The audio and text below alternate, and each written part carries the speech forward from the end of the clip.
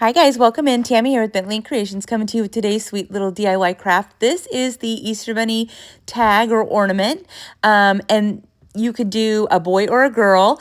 It will come with the name, as you see there, whatever name you request. It will come in the same font that you see here. There's no changing the fonts or anything like that, but you can request whatever name you prefer.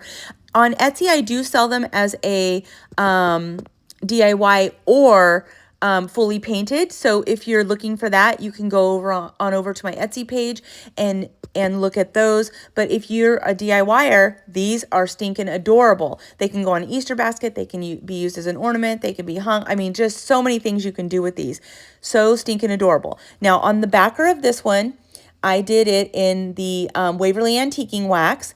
I did the bunny himself in white, and I did the little nameplate there in Southern Bluebell. That is just a light blue color. I did the scallops in white.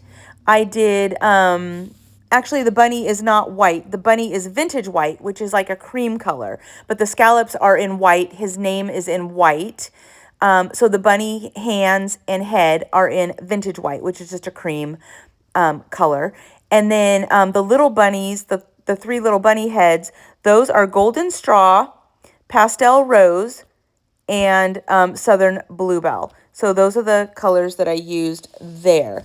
Now,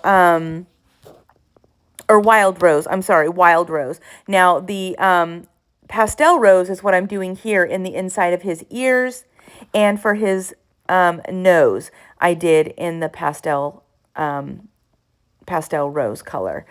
So stinking adorable. Now you saw me draw the lines inside the ears so I could paint that up and then and just place him down on there. How stinking adorable is this? Now I'm just going to glue it all up.